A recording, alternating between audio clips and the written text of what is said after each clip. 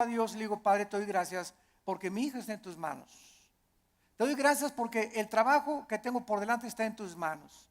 Y gracias, Padre Santo, porque descargo mi corazón y al levantarnos de la oración creemos que Dios nos escuchó.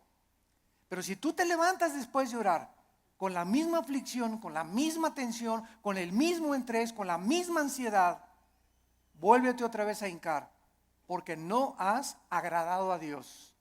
A través de la oración, cuando nos acercamos a Dios, tenemos con nuestra acción, después de estar en la presencia del Rey, creer que realmente Él nos ha escuchado. Y además hay que creer otra cosa, que Él es galardonador. O sea que Dios nos va a recompensar todo vaso de agua que nosotros demos. Un simple vaso de agua a cualquier persona, en el nombre de Jesús.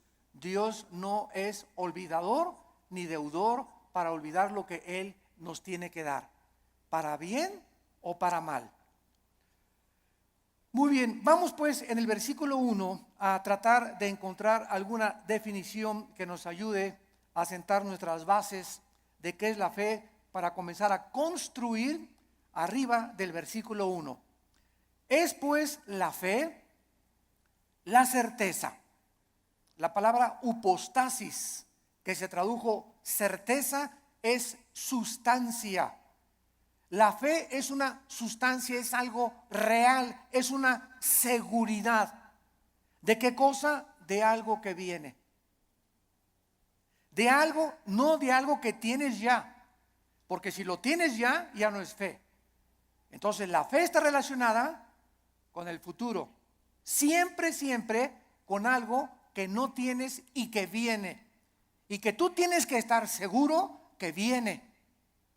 No tengo trabajo ahorita, tengo 3 días sin trabajo, 2 semanas sin trabajo, pero Jehová es mi pastor. Como decía mi esposa hace unos momentos, declaro que soy tu hijo, que nada me faltará, yo voy a mantener mi paz. Mi hijo se fue, mi hija se fue, no tengo trabajo, pero yo tengo la seguridad, la certeza que aunque no lo tengo ahorita, aunque no veo ahorita a mi hija que se componga, ni mi hijo que se componga, y aunque no veo ahorita prospectos del trabajo, lo creo, lo tengo seguro porque tú lo has dicho.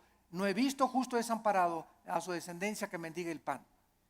Yo sé que tú me vas a dar el trabajo, Señor. Yo sé que tú me vas a sacar adelante. ¿Por qué? Porque así lo dice tu palabra.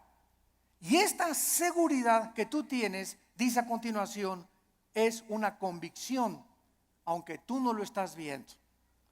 Muy bien, vamos pues a tratar de explicar más claramente esto. La fe está relacionada con el futuro y con lo invisible. Con lo futuro y con lo invisible. Porque es algo que esperamos en el futuro, ya sea en 3 horas, 4 horas, mañana, pasado un mes, un año, no sé. Y al mismo tiempo es algo que no podemos percibir con nuestros 5 sentidos. En el momento en el que nosotros veamos algo, ya no es fe. Porque la fe está relacionada con lo invisible. En el momento que lo veo, ya no es fe. Por eso cuando alguien dice, si yo veo un milagro, voy a creer, esto es la antítesis de la fe. Porque es totalmente lo contrario. Primero tenemos que creer, como lo vamos a ver, para ver. ¿Me están siguiendo? No es ver para creer, sino creer primero para que después puedas ver la gloria de Dios manifestada. Muy bien, la fe es la certeza, es una seguridad de algo que esperamos y es una convicción de algo que nosotros no vemos. Esta certeza, ¿quién nos las da? Porque necesitamos una certeza y necesitamos una convicción para que nuestra fe sea sólida y esté basada en un buen fundamento teológico. Esta certeza nos la da la Biblia. Porque solo en la Biblia puedes encontrar las promesas que son futuras para nosotros. Dice Dios, si tú siembras escasamente, recoges escasamente. Si tú siembras abundantemente, recoges abundantemente. Si tú amas a tu esposa como Cristo amó la iglesia, no te imaginas las bendiciones que vendrán sobre tu vida. Si tú no amas a tu esposa como te estoy mandando en la palabra de Dios, las promesas mías que te tengo preparadas, no las vas a poder ver.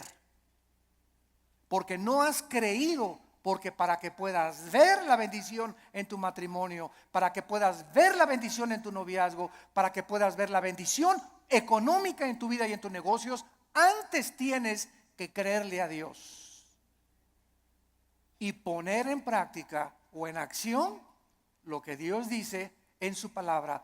Y la convicción, ¿quién nos las da? El Espíritu Santo. Entonces tenemos íntimamente relacionadas a la Biblia con el Espíritu Santo.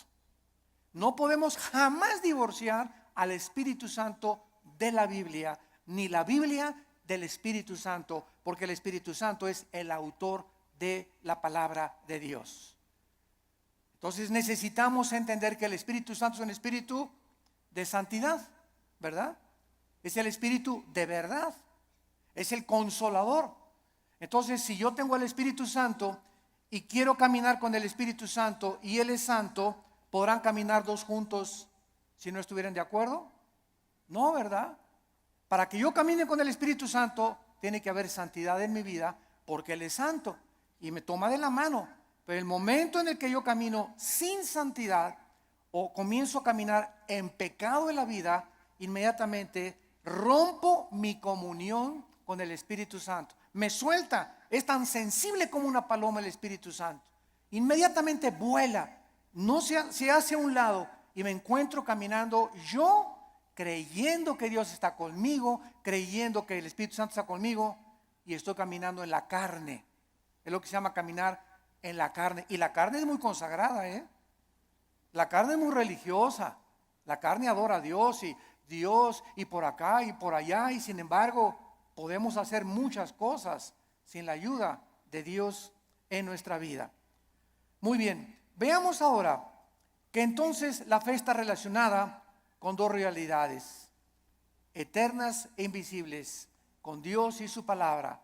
La verdadera fe bíblica está limitada a la Biblia. En otras palabras, hace algún tiempo recuerdo que unas personas me dijeron: Armando, ¿por qué eres tan incrédulo? ¿Por qué no crees que el orito que está cayendo del cielo lo manda Dios y las piedras preciosas que están cayendo en nuestra iglesia son de Dios? Y yo les contesté sencillamente: porque Dios no me manda a creer eso. Yo creo lo que la Biblia dice, pero el hecho de creer cualquier fenómeno o cualquier acción, aunque sea milagrosa, no implica que sea de Dios. Porque el diablo puede hacer fenómenos y puede hacer milagros también. Entonces no me pueden nadie catalogar ni tampoco a ti clasificarte como que eres un incrédulo y no lo crees. Claro que lo creo, pero si está en la palabra de Dios.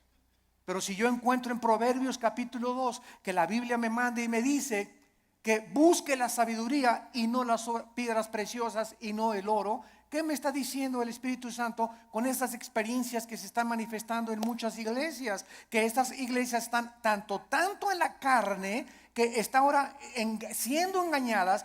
Pues quieren eso, quieren circo, maroma y teatro, quieren ver milagros, pues eso les voy a dar, como hizo Dios con los judíos en el desierto. ¿Quieren comida? Pues se las voy a dar hasta que les llegue hasta aquí. Y los atascó de codornices hasta que los volvieron al estómago.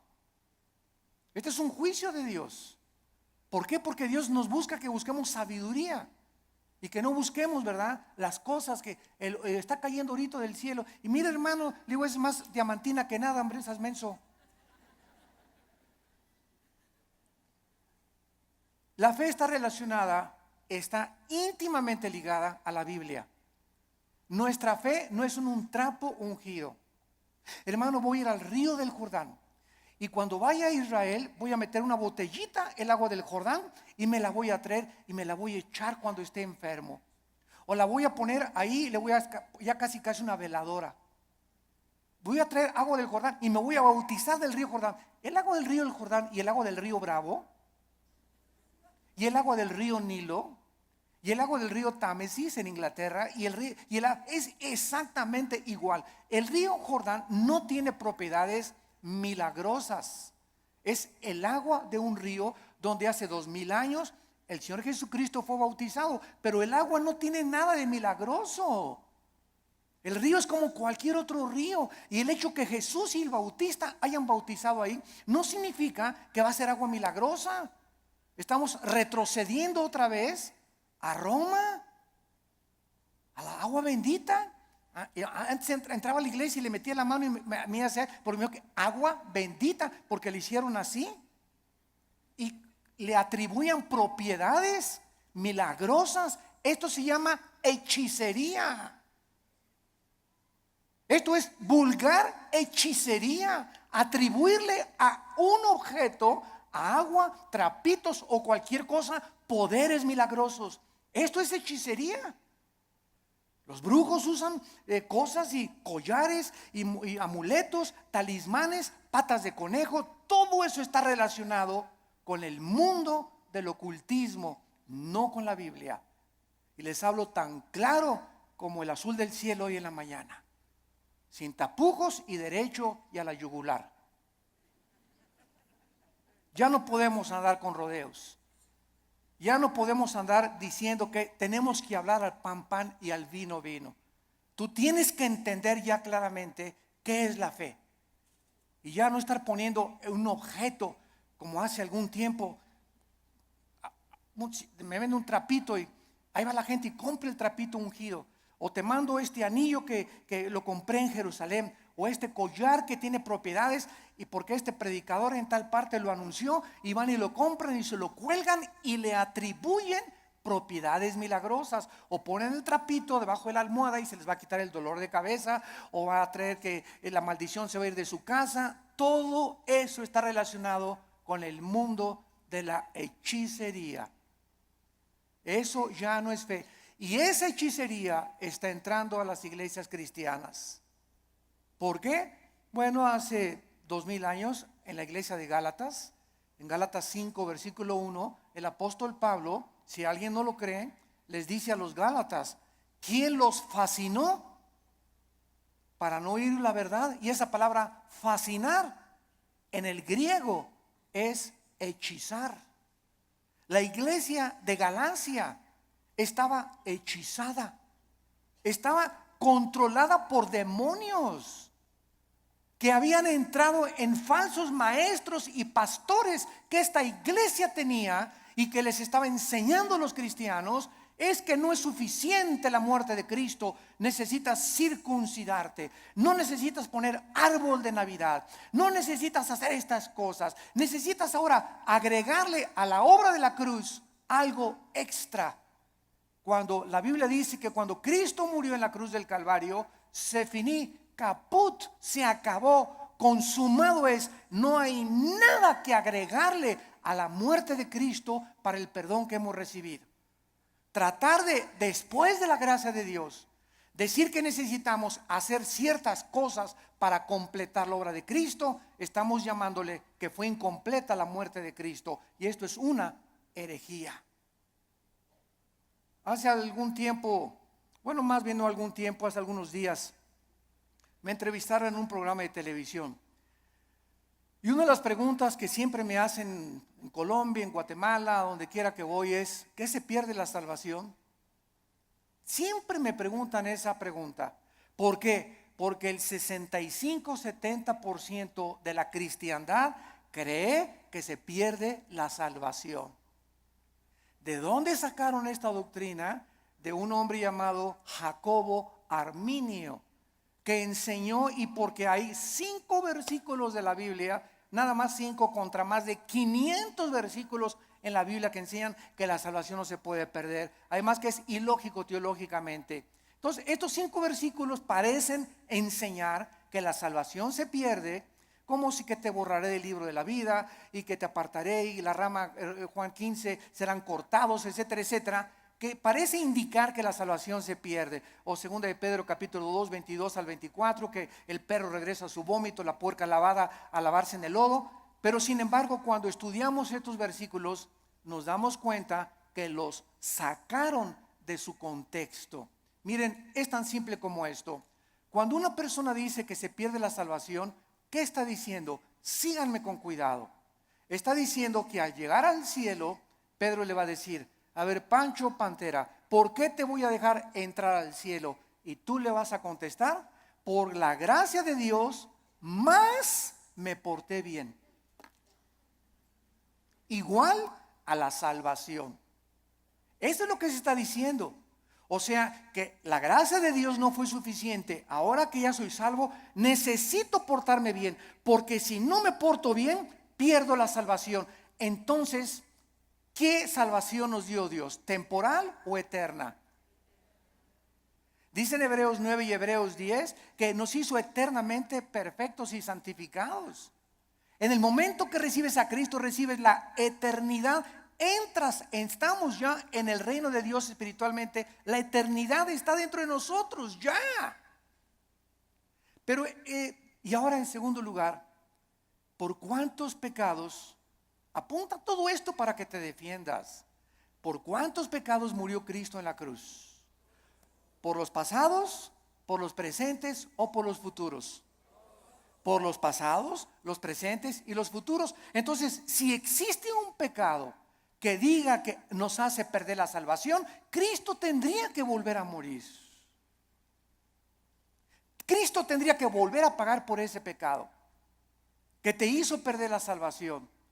Porque la muerte de Cristo solamente te perdonó los pasados, pero los que tú cometas, tú eres responsable. Y si hay alguno que cometas, entonces Cristo tiene que volver a morir. Y entonces ya Cristo no murió por los pecados pasados, presentes y futuros, sino solamente por los pasados. Porque los que estás cometiendo, tendría Cristo que estar muriendo muchas veces para estar pagando por ellos. Ahora, si tú cometiste un pecado que te hace perder la salvación, la pregunta de los 64,000 pesos es: ¿cuál es, Pancho? ¿Qué pecado nos hace perder la salvación? Dice 1 de Juan: la sangre de Cristo nos limpia solo de algunos. Eso dice. Ni el homosexualismo, ni el divorcio, ni el transexualismo, ni el robo, ni el crimen, ni el asesinato, ninguno de estos pecados es el pecado imperdonable. Ninguno de estos pecados es la blasfemia contra el Espíritu Santo. El único pecado que no tiene perdón no lo pueden cometer los cristianos, solo los no cristianos, que es la blasfemia contra el Espíritu, rechazar la gracia de Dios. Hechos 7, 51 y 52, que es el pecado que cometieron los fariseos. Que después de ver, después de oír al Hijo de Dios, después de oír la predicación de la palabra: no te quiero, no te quiero, no te quiero. Pero un cristiano, 1 Corintios 12, 2, no puede por el Espíritu ni siquiera blasfemar o maldecir al Espíritu Santo. Antes de ser cristianos, todos blasfemamos el nombre de Dios. Todos blasfemamos contra el Espíritu Santo antes de ser cristianos, ¿no es verdad?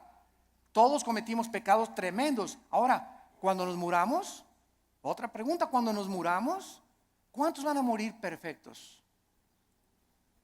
¿Dónde está San Anastasio por aquí? O Santa Rita de Casia. Cuando muramos, vamos a morir en pecado. A lo mejor hoy en la mañana le grité a mi esposo y me muero a las 2 de la tarde, ya me morí en pecado. A lo mejor hiciste una mentira a las 3 de la tarde y te da un ataque al corazón a las 7 de la noche, ya te moriste en pecado. Te pasaste un alto, ya te moriste en pecado si chocas. Todos nos vamos a morir con algún cierto de pecado, pero esos pecados ya fueron puestos en la cruz del Calvario. Entonces tendríamos que ir al purgatorio para pagar por esos pecados con los que morimos y no los pudimos confesar. Todo esto es absurdo y irracional teológicamente. Y podemos continuar así con los pactos, con la gracia. ¿Qué es la gracia, no? Entonces decir que se pierde la salvación es decir que es la gracia más portarme bien o hacer buenas obras para poder entrar al cielo. La fórmula está equivocada totalmente. Estás reprobado químicamente en la teología. La fórmula es la gracia más nada igual a la salvación. Las buenas obras que nosotros hacemos no son para salvarnos. Ya Cristo pagó por todas mis malas obras pasadas, presentes y futuras. Mis buenas obras que ahora hacemos, síganme con cuidado, Virgen del Socorro.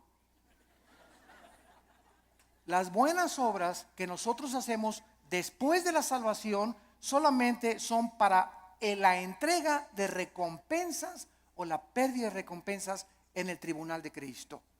El cristiano ya no va a ser juzgado por sus obras en cuanto a la salvación, sino en cuanto a las recompensas. Y la fidelidad va a ser altamente recompensada por Dios. Un vaso de agua que hayamos dado, lo que hemos hecho en el nombre de Dios, pero no está relacionado ya con la salvación. Ya hemos sido justificados por la fe, ya hemos sido santificados y ya hemos sido glorificados desde antes de la fundación del mundo.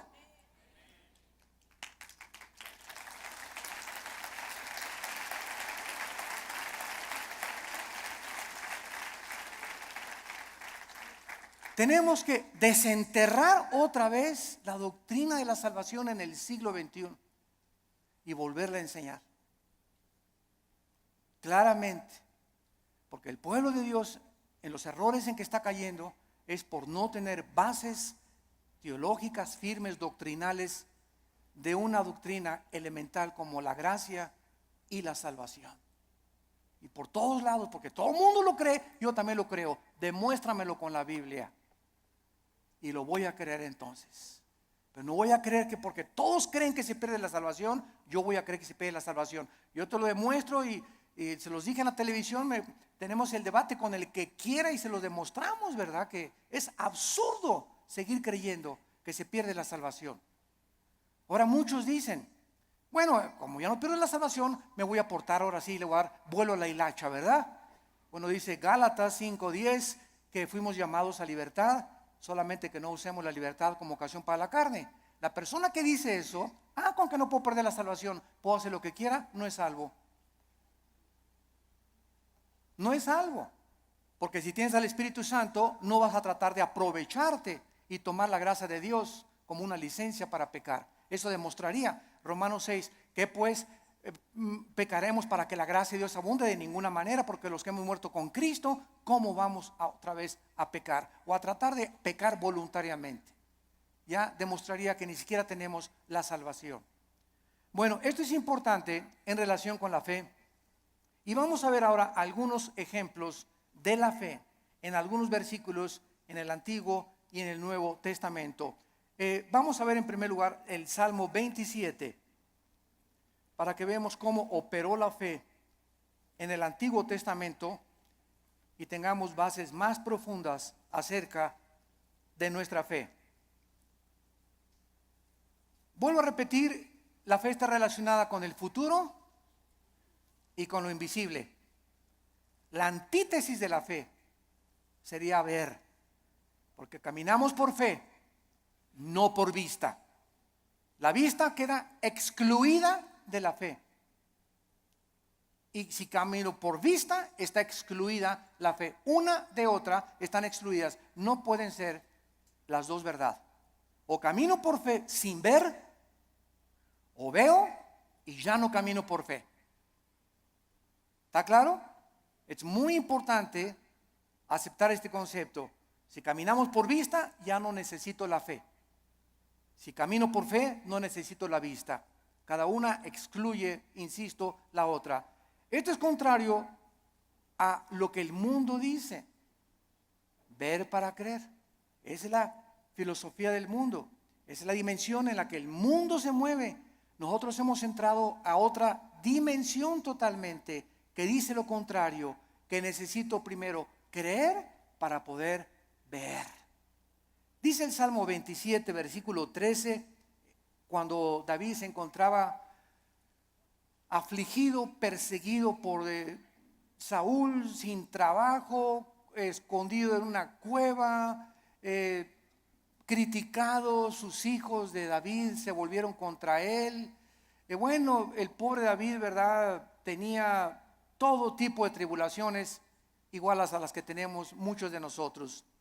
Y David nos manifiesta y nos exhibe una verdad preciosa. Y dice el Salmo 27:13, hubiera yo desmayado, me hubiera tirado la toalla, me hubiera yo desalentado, ya hubiera querido ya ni siquiera ser cristiano, ya ni siquiera quería ir a la iglesia, ya estaba harto, Si yo hubiera mantenido esta actitud mental, hubiera yo desmayado. Me hubiera tirado ya al suelo. Ya no quiero ni siquiera vivir.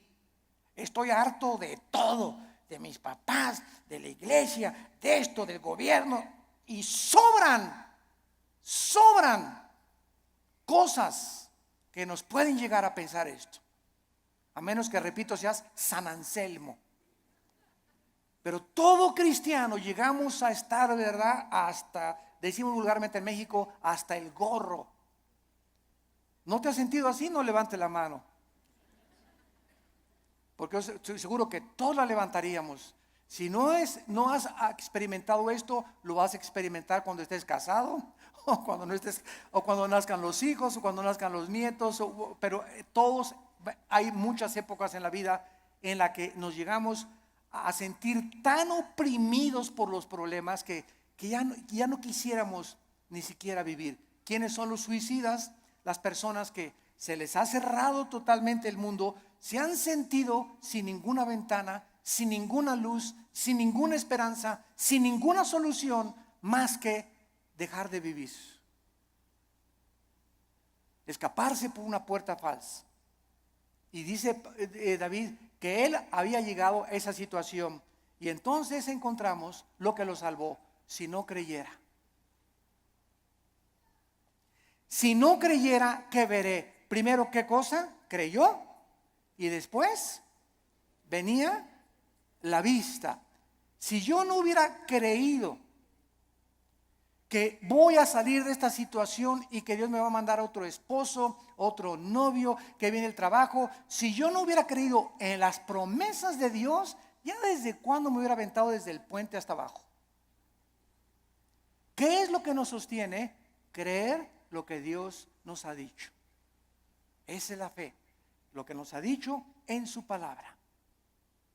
¿Hubiera yo desmayado si no creyes? Y dice 1 de Pedro 1:5 que somos guardados por el poder de Dios mediante la fe.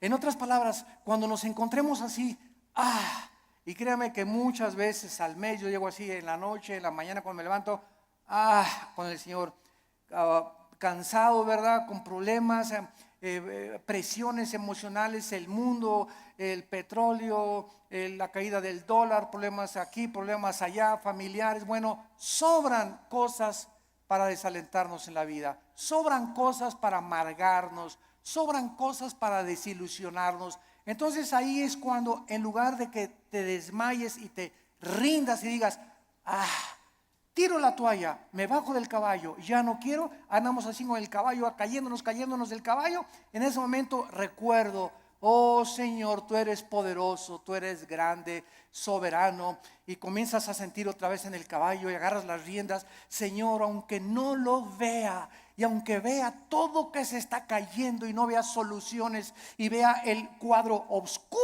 a mi alrededor, oh Dios, yo sé que tal vez hoy en la tarde o mañana veré tu bondad. Me vas a sacar del pozo de la desesperación, me vas a pintar un nuevo futuro, vas a solucionar mis problemas, y por eso sigo en mi caballo y rajámonos pinto, échele velocidad y vamos adelante. No te me rajes, México lindo y querido.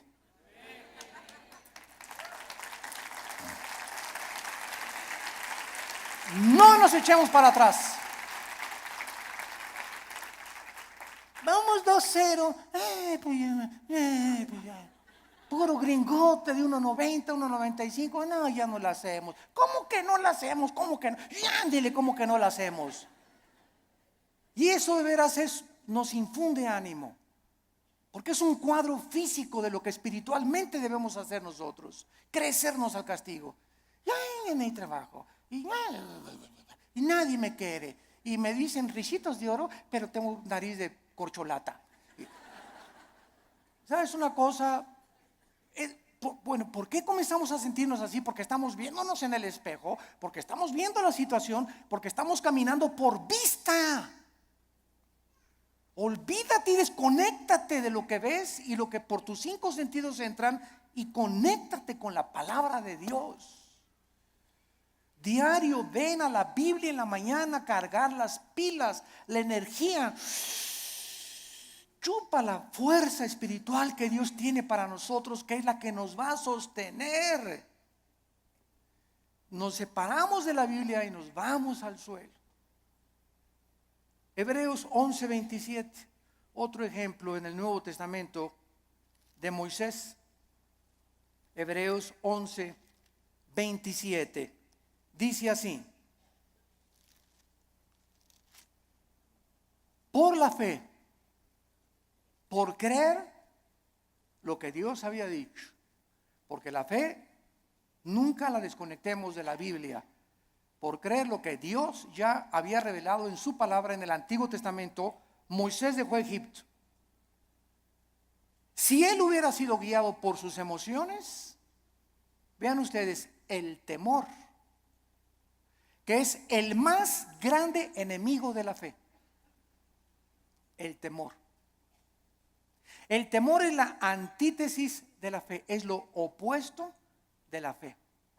Si Moisés hubiera dicho, el rey, si me voy me va a mandar los soldados, me mata, me corta la cabeza, él es el emperador de Egipto. Pero Moisés no vio al emperador de Egipto, no el temor que comenzó a meterse, porque el temor así entra como la termita, ¿verdad? Y comenzamos a sentir así que, y el temor, y comenzamos hasta a sudar frío, y comenzamos a temblar por el temor, y saldrá esto, y saldrá de la operación mi abuelita, y podremos, y dejamos que nos domine esta emoción, comenzamos a alejarnos de Dios, y comenzamos a perder el poder de Dios que está viviendo por fe. Moisés dijo, antes de tenerle miedo al faraón, antes de tenerle miedo a su abogado, antes de tenerle miedo a mi suegro, antes de tenerle miedo a mi ex esposo, antes de tener miedo de nada ni de nadie en este mundo, tengo temor de Dios. Y eso fue lo que hizo Moisés. No vio el temor del emperador, los ejércitos que tenía, y dejó Egipto. No fue gobernado por el temor, sino creyó lo que Dios le había dicho y venció sus emociones. Porque se sostuvo como viendo físicamente a Dios. ¿Eso dice? Este está en tercera de Pancho 3:1. Porque se sostuvo viendo algo que no se veían con sus ojos, ni se experimentaba empíricamente con sus 5 sentidos. Se sostuvo por algo que nadie podía ver, pero él sí podía ver, y podemos ver los cristianos, que es a Dios. Viendo al invisible. ¿Con qué ojos lo vemos? Con los ojos de la fe. Es un par de ojos que el Espíritu Santo nos ha entregado que el mundo no tiene. Vemos no lo que vemos, vemos las cosas que no se ven, porque las que no se ven son más reales que las que se ven. Esto fue lo que hizo que Moisés se pudiera sostener. La fe nos capacita para ver lo que el mundo no puede ver. No hay trabajo, no hay esto, no hay aquello. El mundo, terremotos, se cae. Ahora que fue el terremoto de Japón, no sé si vieron ustedes un video de los muchos que han pasado, que primero el terremoto, el tsunami y el puntillazo, la fuga de gas radioactivo. Y pasaron a una japonesita que era cristiana, como de 80 años de edad. Y está la japonesita en el video caminando y dice, aquí estaba mi casa. Y para todos lados estaba viendo, y ahí estaban mis hijos, y ahí vivía mi sobrino. Y se queda la japonesita como de 80 años de edad, sin nada ni nadie en el mundo. Ni una cobija donde acostarse. Y se hace así las cabezas y dice, pero tú me seguirás sosteniendo. Bueno, las lágrimas comenzaron a caer de mis ojos. Pero fue así una cosa, ¿verdad? Para poner una película. Ahí estaba mi familia, ahí estaban mis papás, ahí estaban mis hijos, mis nietos, aquí estaba mi casa. No hay nada. Imagínate, de la noche a la mañana quedarte sin familia, ni vecinos, ni papá, ni mamá, ni nada, y levantar los ojos. pero tú me seguirás sosteniendo. Esa es la fe. Sostenidos viendo lo que no se ve, con los ojos y la seguridad y la certeza y la convicción de lo que Dios ha dicho: no te dejaré ni te desampararé, aunque se acabe todo a tu alrededor. Veamos ahora en Juan capítulo 11. Juan capítulo 11, versículo 39 y 40. Se muere Lázaro. La familia de Lázaro eran las hermanas Marta y María. Marta es un ejemplo de la mujer afanada, María un ejemplo de la mujer que se acerca a Dios. Pero las dos nos representan a todos nosotros. No porque te digas Marta va a ser afanada, ¿verdad?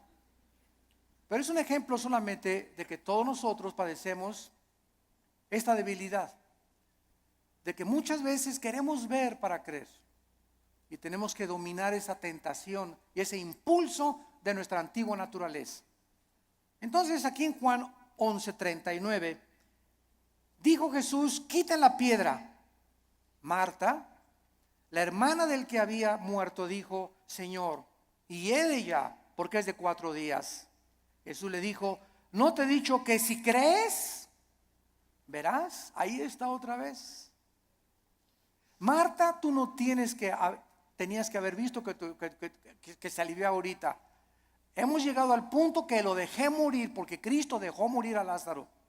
¿Se acuerdan que cuando le avisaron: Señor, Lázaro se está muriendo? No hizo caso.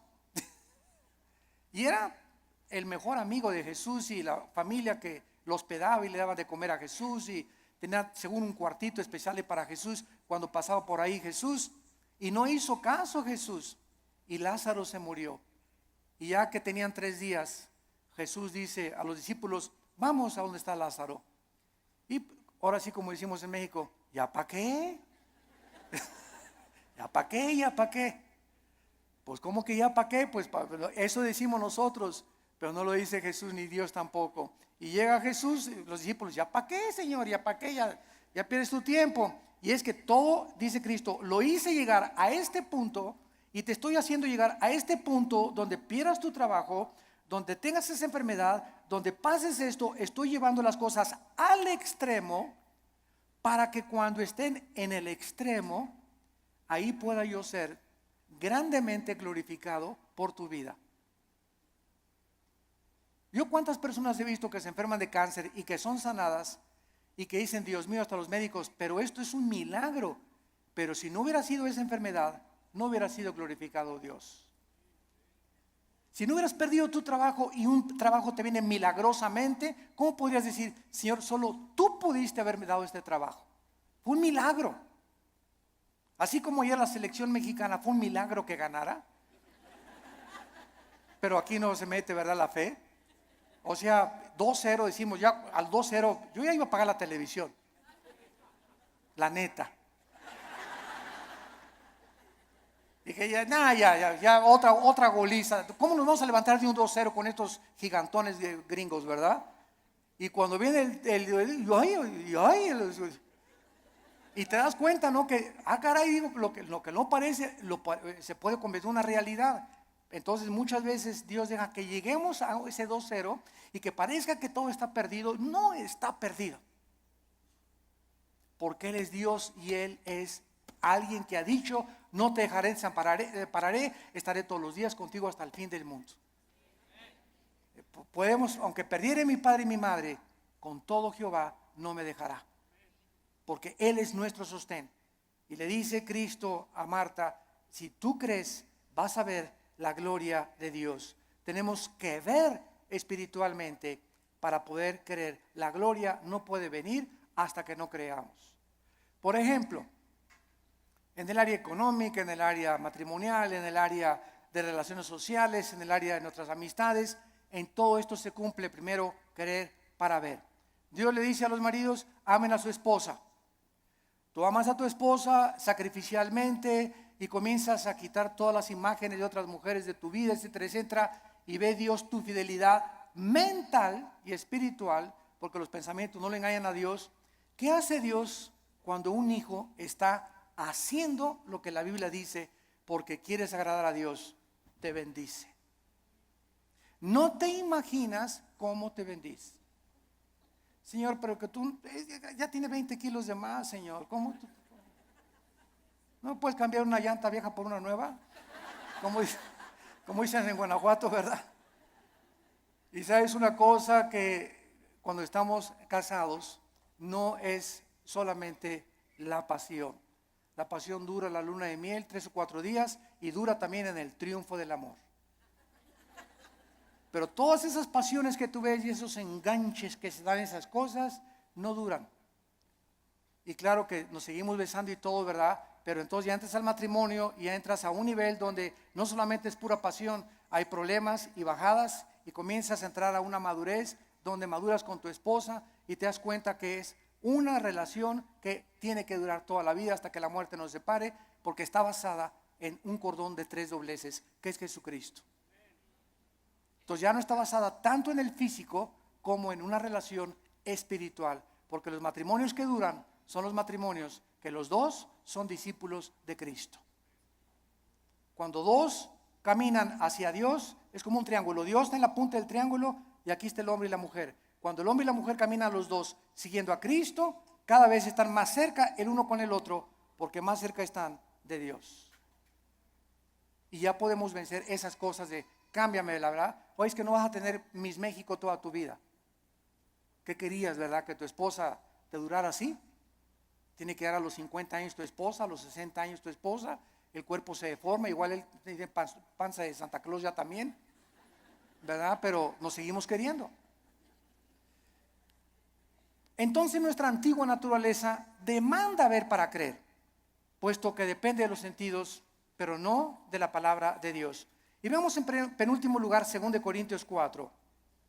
2 de Corintios 4, versículos 17 al 18. Y dice el apóstol Pablo, esto es tremendo. Estamos tratando de encontrar la fe en el Antiguo y en el Nuevo Testamento en algunos pocos versículos. 2 de Corintios 4, 16 y 17 al 18. Por tanto, otra vez dice Pablo, no desmayamos. Qué peligroso es darnos por vencidos. Qué peligroso es tirar la toalla en la vida cristiana. Qué peligroso es desesperarnos. Qué peligrosísimo es desanimarnos. Qué peligroso es. Porque cuando un cristiano es animado, se te viene una horda de demonios que van a agravar tu situación. Se va a convertir en una cosa crónica en tu mente. Vas a comenzar a sufrir unas depresiones. Las personas que sufren de depresión continua, todos somos deprimidos de vez en cuando. Pero cuando somos deprimidos ya 3, 4, 5 días deprimido, estás bajo ataque del maligno. Porque el fruto del Espíritu es paz, gozo y amor. ¿Por qué has llegado a esa situación que estás así, que ni te toquen porque brincas? Porque tienes una semana, 2, 3 semanas que te soltaste la palabra. Y comienzas a desmayar porque no estás aferrado a la palabra de vida. Por tanto, no desmayamos, dice el apóstol Pablo. Antes, aunque nuestro cuerpo exterior se va desgastando, el interior no obstante se renueva de día en día. ¿Saben ustedes que lo peor que existe para una persona es verse en el espejo? Bueno, claro que tenemos que peinarnos, ¿verdad? Y rasurarnos, etcétera, etcétera. Pero cuando ves, ya tengo 50 años, viejito, ya. No, ya tengo 70, ya para qué, ya voy de salida. ¿Cómo que vas de salida a los 70 años? Ya tengo 80, ya voy de salida, ya para qué. ¿Cómo que vas de 80? A los 80 años Moisés fue llamado por Dios. A los 80 años Caleb le dijo a Josué, Dame más montañas para conquistar. Cuando comenzamos a vernos físicamente, no, pues es que dicen que a los 60, a los 70 se deteriora el cuerpo. Eso dice la ciencia, pero dice uno de los salmos que cuando nosotros confiamos en Dios, seremos fructíferos como las palmeras, tendremos fuerzas como las del búfalo y creceremos como los cedros del Líbano para continuar anunciando la justicia de Dios. ¡Qué viejo ni qué viejo! Dejemos que nuestro cuerpo se siga desgastando. Yo les he hablado tantas veces de nuestra abuela materna que murió hace algún tiempo, de 97 años de edad. Mi abuelita, 97 años de edad, no usaba bastón. Nunca se convirtió a los casi 80 años de edad, después de haber sido 30 años presidente de la Acción Católica de México. A los 80 años de edad, vivió todavía 17 años más a los 97 en sus 5 sentidos. Y se levantaba a las 7 de la mañana, se emperifollaba y se ponía su loción Sanborns, se cubría todo, ¿verdad? Y caminaba, era la loción famosa en aquel tiempo, ¿verdad? Y la más barata también. Y estaba a los estudios y la llevaba a los estudios en la mañana y en la tarde. ¿Ahora dónde vamos, hijito? Me decía a las 5 o 6 de la tarde el domingo. Le digo, abuelita, tú a tu casa y yo a la mía, le decía. Porque todavía se quería, traía cuerda a los 95, 96 años, traía cuerda todavía. Porque, a ver, y vamos a ver una película mejor de Walt Disney, ¿no? Y llévame a cenar, abuelita, que me desgastas, abuelita, me dio más de 50 años de edad. Pero ¿qué era lo que la sostenía ella? Y que era, nunca, siempre el gozo, siempre contenta, ¿verdad? Regañando a todos y por aquí y por allá. Se parece mucho a mi mamá, ahorita ustedes la conocen, a la generala y mamá, ¿verdad?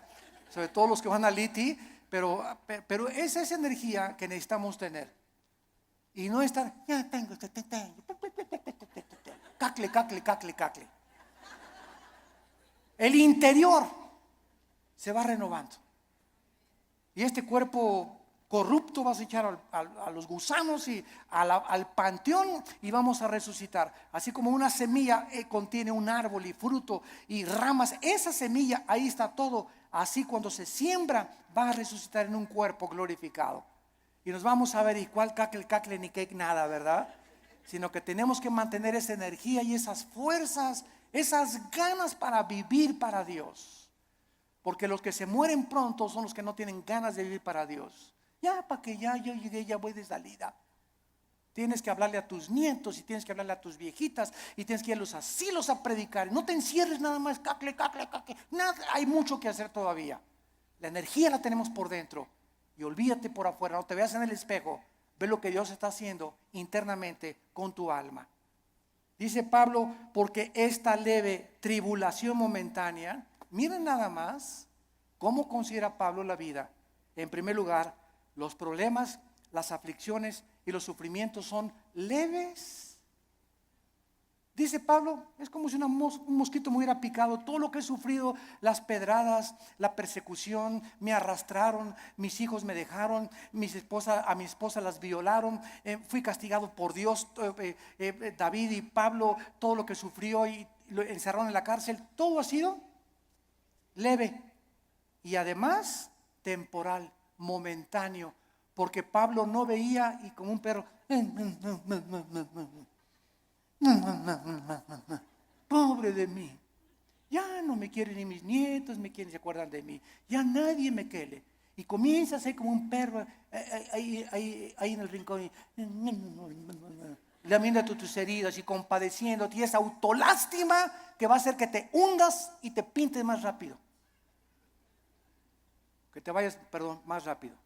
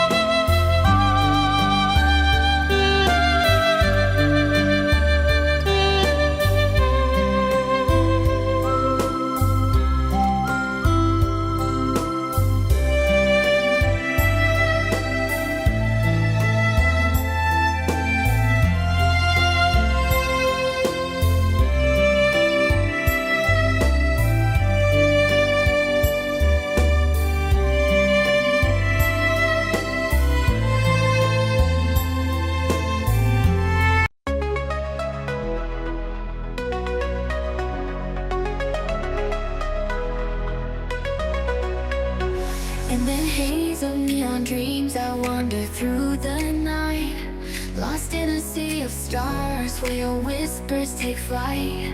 Electrified emotions, they dance around my heart, in this digital garden where we never have to part. Shadows blend with colors as the beat sets me free. Every note a memory, every rhythm you and me. Echoes of you in synth waves, feel you near in the pulsing haze. It's such a world where we collide. You lost the rhythm in my mind, in my mind.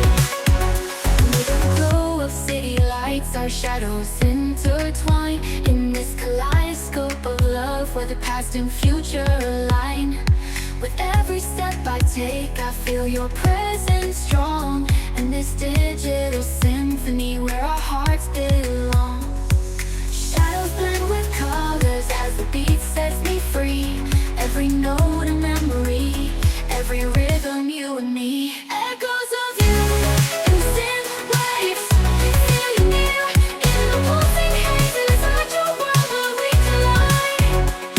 You lost the rhythm in my mind, in my mind.